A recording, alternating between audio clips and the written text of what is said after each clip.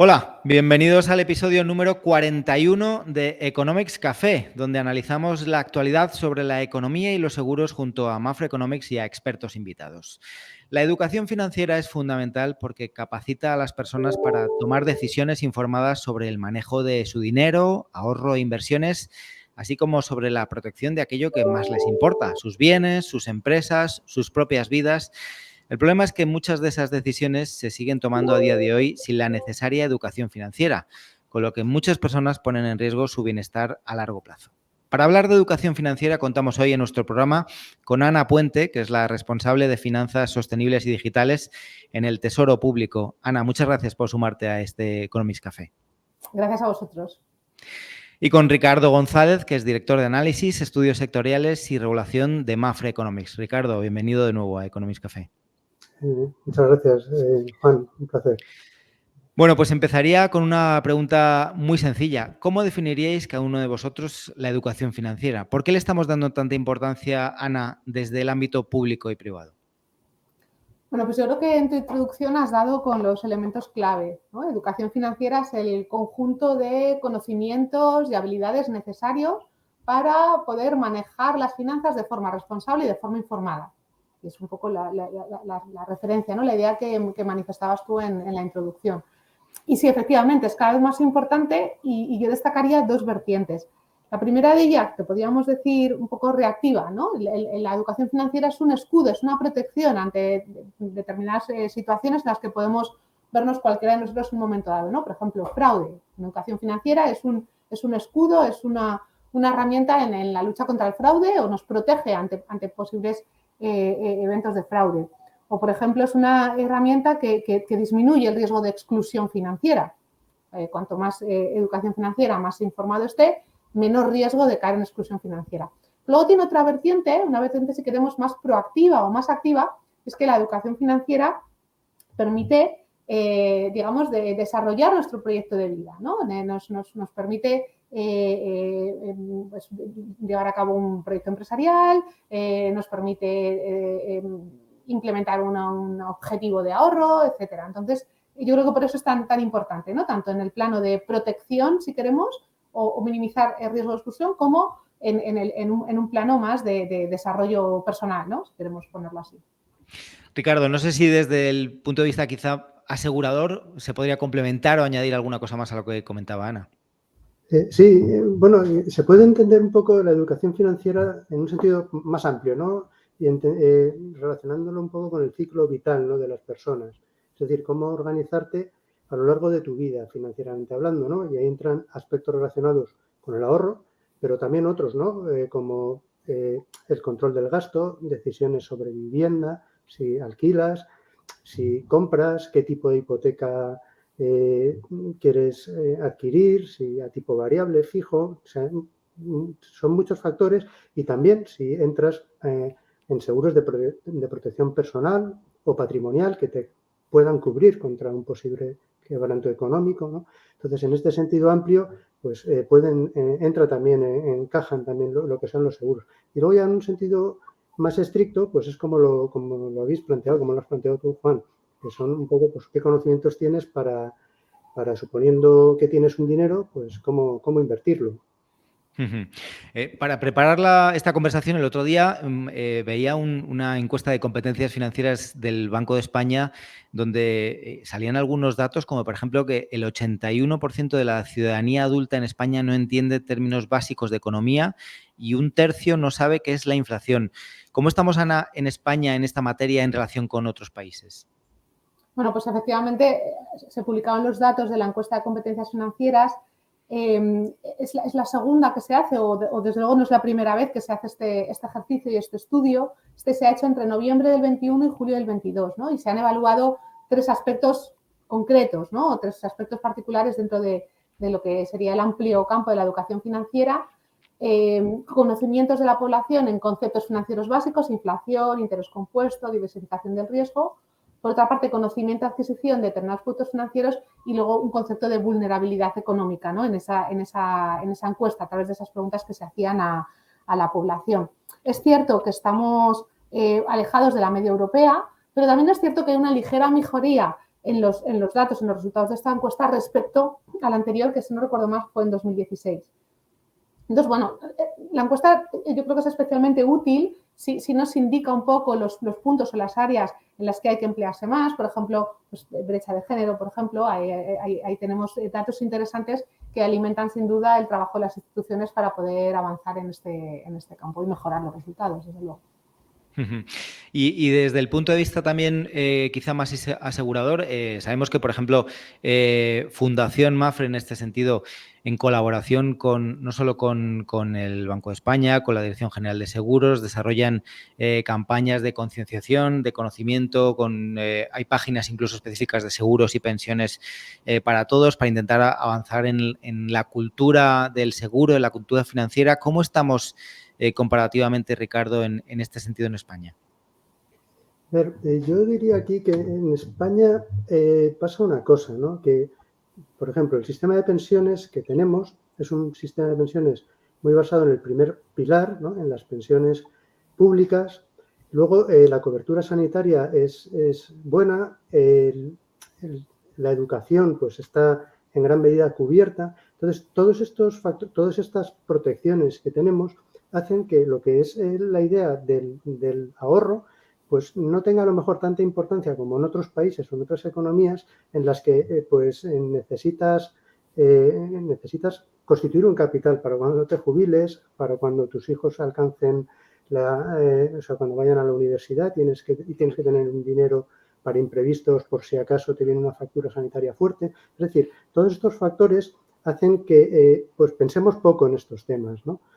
Y por otro lado, también tengo que decir que se habla un poco del tema de la cultura financiera, pero es que el proceso de inversión es un proceso para mí que es complejo. O sea, no es fácil de explicar. Es decir, cuando ya tenemos cubiertos nuestros gastos y tenemos un dinero en liquidez, ¿no? Para cubrir un imprevisto de 3 o 4 meses de lo que te pueda venir, que te quedes sin trabajo, lo que sea, ese dinero de sobra que tenemos para invertirlo, pues tenemos que tomar muchísimas decisiones, ¿no? En primer lugar, qué riesgo queremos asumir, cuánto diversificamos, el abanico de posibilidades es tremendo, ¿no? Entonces, hay que explicar muy bien esto. Si vamos a un depósito bancario, si entramos en letras del Tesoro, que son productos relativamente sencillos, o si vamos incrementando un poco la complejidad de los productos, con renta fija ya de más duración, con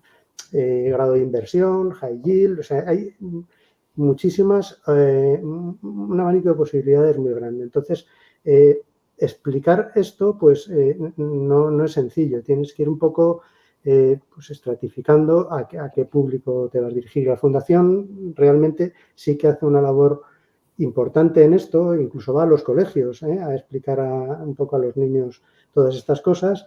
Y luego ya desde aquí, desde el Servicio de Estudios, pues nosotros nos dirigimos a un público ya mucho más especializado, ¿no? Con conocimientos financieros elevados, como asesores financieros, gestores de carteras y demás, ¿no? Intentamos cubrir todo ese abanico. Y desde la administración pública, Ana, ¿qué se está haciendo y qué se puede hacer más para mejorar en este aspecto, en la educación financiera?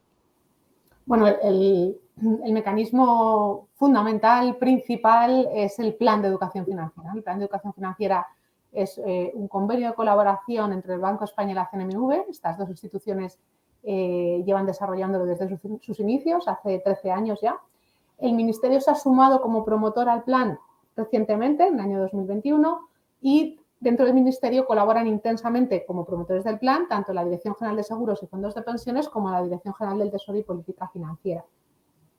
Me atrevería a resumir las áreas de actuación del plan en 4, ¿no? En primer lugar, interlocución y colaboración con autoridades educativas y centros educativos, ¿no? Una de las líneas de trabajo más intensas que tiene el plan es precisamente con los colegios. Intentar que la educación financiera, por supuesto, se dirige a muchísimos colectivos, pero uno de los más importantes es sin duda niños, jóvenes, e intentar que el currículo escolar y en los centros educativos de todo tipo se haga consciente de la necesidad de poner esfuerzos en educación financiera Y el plan tiene pues, materiales a disposición del profesorado, concursos, promoción de todo tipo y también pues, una interlocución y una relación muy fluida con el Ministerio de Educación, que es quien tiene las competencias para poder articular todo esto de la forma más adecuada, y el Ministerio de Educación tiene un convenio de colaboración a su vez con el Plan de Educación Financiera. La segunda de las líneas de actuación sería la promoción de la red de colaboradores. Por mucho que queramos hacer desde el Ministerio o desde las autoridades de supervisión financiera, realmente el poder contar con la capilaridad de una red de colaboradores amplia no solo en números, sino también variada en cuanto a su naturaleza, su expertise, los colectivos con los que trabaja, etcétera, es fundamental para poder alcanzar los objetivos que proponemos, ¿no? Desde el Ministerio no podemos llegar a todas partes y contar pues, tanto con asociaciones, ONGs, distintas entidades que colaboran, ¿no? y que con su material, con su actuación, sin duda contribuyen al cumplimiento de los objetivos que nos proponemos. La tercera de las líneas es comunicación y divulgación, tal cual, como esa actividad en sí misma, ¿no? La página web Finanzas para Todos es donde se alojan todos los contenidos a disposición del público en general, a disposición de los colegios. Hay una red privada de colaboradores, pues digamos que con una información más específica, pero sin duda tenemos el repositorio de información totalmente actualizado con las noticias que interesan en este ámbito. Y el último de las áreas, que yo creo que también tiene su importancia, es presencia e interlocución en organismos europeos e internacionales dedicados a educación financiera, ¿no? Aquí, de nuevo, la coordinación a nivel europeo es fundamental, el establecimiento de marcos de competencias financieras, lo más homologados que estemos con otros Estados miembros, muchísimo mejor, y luego, pues, sin duda, ese poder aprender, ¿no? de los homólogos de otros países que puedan tener ideas adecuadas. Muchos nos enfrentamos a los mismos desafíos de edad, brecha digital y poder poner en común estrategias para acometer estos objetivos, casos de éxito, pues es de extrema utilidad, ¿no? Y ahí pues tenemos representación en la Red Internacional de Educación Financiera, que depende de la OCDE, y bueno, además de los grupos europeos habituales. Y todas estas iniciativas se pueden complementar, Ricardo, desde el ámbito privado y más concretamente desde las empresas de seguros para ayudar a avanzar en este conocimiento de los elementos básicos no solo de la educación financiera, sino de los aspectos de las decisiones de inversión, del seguro, etcétera, etcétera.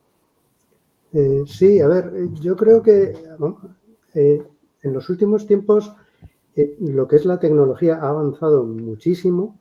¿Vale? Ahora mismo ya se ha democratizado mucho todo el proceso de inversión y las empresas te ofrecen unas plataformas informáticas que antes no podías ni soñar con ellas, pero además están abiertas para todo el mundo. Entonces, antes eran ciertas inversiones, pues tenías que ser un broker, un trader, tener acceso a Bloomberg. Ahora no, ahora tienes toda la información disponible en la web y luego tu propio banco, las gestoras de fondos de inversión, incluso las entidades aseguradoras ofrecen unas plataformas digitales de inversión que son entre otras cosas, es un proceso divertido, ¿vale?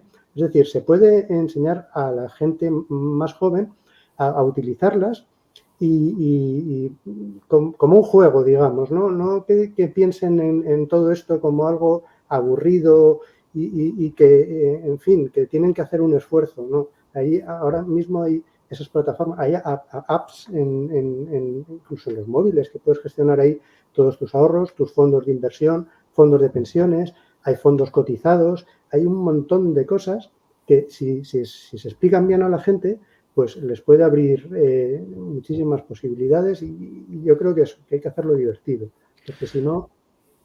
Sí, lo que pasa es que esto también es un arma de doble filo, ¿no? Y esto me lleva también a quizá la última pregunta para los dos, relacionada con dos colectivos que habéis mencionado ya ambos, cómo se está haciendo el esfuerzo muy grande en educación, en colegios, institutos, para atender a uno de esos dos colectivos que quizás son el objetivo prioritario de la educación financiera. Por un lado, los jóvenes, pero también, por otro, las personas mayores. En el caso de los jóvenes, pues esa educación financiera desde los años de la adolescencia, incluso antes, es muy importante. También es cierto que se ven ahora mismo rodeados de fenómenos nuevos que quizá no todos entendemos bien y que tienen su componente de riesgo grande, como son pues todo lo relacionado con el mundo cripto que ha surgido en estos últimos años. Y en el caso de las personas mayores, pues hemos visto también estos últimos 2 décadas fenómenos como se han visto, pues han sido víctimas de productos financieros que quizá eran demasiado complejos y se habían comercializado a estos colectivos de una manera quizá inadecuada. Entonces, ¿cómo se podría avanzar? ¿Qué recomendaciones se podrían dar para mejorar la educación financiera para estos dos colectivos, para los jóvenes y para los mayores? Ana. Pues mira, en el ámbito de los jóvenes y las criptomonedas, ahí yo creo que también desde etapas muy tempranas, ¿no? Tú te referías a la adolescencia.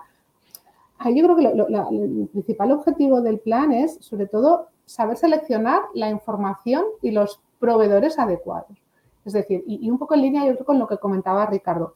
El objetivo del plan no es que la ciudadanía en su conjunto sea experta en inversiones y en obtención de rentabilidad, pero sí es un objetivo que la ciudadanía pueda encontrar al profesional adecuado, y tenemos colectivos magníficos en España que le ayuden, que le asesoren, que le orienten en su vocación inversora, por así decirlo. Pues lo mismo, cuando los jóvenes en el océano de Internet puedan encontrar una página u otra o en un buscador u otro, lo fundamental es, tienes estas fuentes de información, tienes estas páginas web, tienes estos números de teléfono para asegurarte que el interlocutor que tienes al otro lado de la pantalla o la empresa que tienes al otro lado de la pantalla está autorizada, está supervisada, cumple con los requisitos adecuados. Ese creo que es el objetivo fundamental del plan. Ahí es, insisto, dotar de las herramientas para no caer en un fraude, bueno, pues que tener unas garantías en la relación con el mundo financiero, incluso con algo que pueda ser muy novedoso o con un componente tecnológico fundamental, ¿no? Lo básico es poder acudir a proveedores y a fuentes con adecuada autorización y supervisión, que es lo que va a dar las garantías de protección. En cuanto al colectivo de los mayores, bueno, pues con independencia del ejemplo que ponías, yo creo que el acento está puesto, o al menos en lo que serían las prioridades del Ministerio ahora mismo, en esa brecha digital, en cómo compensar la creciente digitalización en la prestación de servicios financieros con carácter general y cómo pasar de la oficina a la app, etcétera, ¿no? Entonces, claro. ¿Cómo puede haber determinados colectivos que por diversas características, pues ese proceso parten de unas condiciones diferentes al del conjunto de la ciudadanía y, por tanto, necesitan actuaciones adecuadas, ¿no? Que respondan a esas características. Ahí yo quería referirme un poco al protocolo de la banca, el protocolo social y responsable de la banca, auspiciado por el Ministerio. Sabéis que tiene muchas medidas de ampliación de horarios, etcétera, pero quizá no es la más llamativa cuando se habla de este protocolo, pero sí contiene un compromiso específico sobre educación financiera y cómo la banca, en esa relación con la clientela que tenga estas características, sí se compromete a ofrecer herramientas de educación financiera. En este caso, educación financiera, educación digital van de la mano. Las competencias financieras y las competencias digitales tienen que complementarse, tienen que encontrar la forma de poder, digamos, acompañar en este proceso a estos colectivos, ¿no? Y ahí es un poco donde está la prioridad ahora. Ricardo. Sí, totalmente de acuerdo. Yo creo que en esto también la disciplina de mercado es muy importante. La disciplina de mercado nos la autoimponemos las propias compañías, ¿no? Pero también están ahí los supervisores para vigilar que no haya abusos, que no se vendan productos a gente, lo que comentábamos antes, ¿no? Tener un poco en cuenta cuál es el ciclo vital de las personas, ¿no? No es lo mismo la orientación de las inversiones cuando eres joven que cuando ya te estás acercando a la edad de jubilación o incluso estás en un proceso ya de desacumulación de tu patrimonio. Aquí, pues, tener buena gente que te asesore, yo creo que es fundamental, ¿no? Y en cuanto a las criptomonedas, pues sí, bueno, empiezan a surgir, es lo que comentábamos, ¿no? Este desarrollo tan fuerte de los mercados de capitales tienen su lado positivo y su lado un poco más oscuro, ¿no? Porque ahora mismo está todo preparado para que cuando hay una idea el dinero llega ahí directa, rapidísimamente, ¿no? Sobre todo en Estados Unidos, que es el país por excelencia donde el mercado de capitales funciona mejor. En la Unión Europea están con la Unión del Mercado de Capitales, también quieren desarrollar mucho el canal alternativo, el canal bancario, ¿no? Para que la gente que quiera asumir riesgo preste dinero y que llegue rápidamente a la gente que quiere desarrollar una idea, pero también surgen pues activos nuevos que tienen mucho riesgo, ¿no? Las criptomonedas ahora mismo pues es una inversión muy especulativa, ¿no? Hay mucha gente abriendo posiciones cortas muy potentes y cerrándolas rápidamente y eso pues oscila mucho y puedes perder mucho dinero, ¿no? Incluso yo diría que en este punto son casi más bien apuestas, ¿no? Y luego tampoco hay un marco regulatorio determinado, ¿no? Está por determinar. Pero bueno, sí que están aquí para quedarse, ¿no? Y a la gente joven pues también le gusta este tipo de cosas. Muy bien, pues lo vamos a dejar aquí. Muchísimas gracias a los dos. Ana Puente, responsable de Finanzas Sostenibles y Digitales en el Tesoro Público. Muchas gracias por participar en esta conversación. Muchas gracias a vosotros, ha sido un placer. Y Ricardo González, director de Análisis, Estudios Sectoriales y Regulación de Mafre Economics, lo mismo. Gracias por participar en la charla. Muchas gracias, Juan. Muchas gracias, Ana. Un placer. Confiamos en poder haber avanzado con esta pequeña aportación en la importancia de la educación financiera para todos. Muchas gracias. Volvemos con más conversaciones en próximas semanas. Hasta pronto.